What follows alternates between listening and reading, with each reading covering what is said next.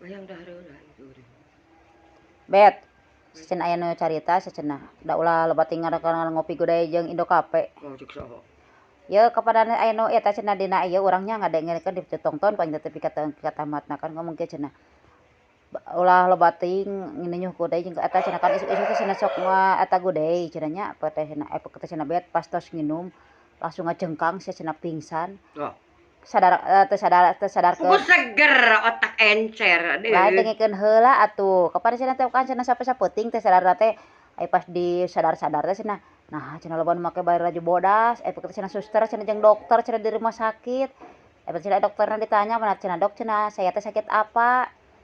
Cenah kamu teh enggak sakit, cenah kamu teh kebanyakan eta cenah ngopi, cenah jadi cenah salah saha cenah kopi apa cenah urang.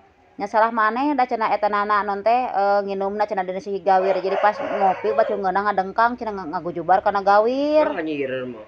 Heeh, jadi nu salahna saha? Nu nginum kopi apa nu kopina?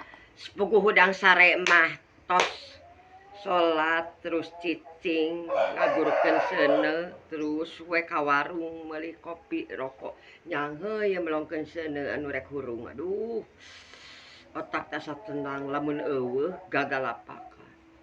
Jadi nu salah saha teh Gitu. gudai atawa nu nginumna ngajengkang kana gawir? Nah, anu salahna eta mah kumaha ieun anak meureun da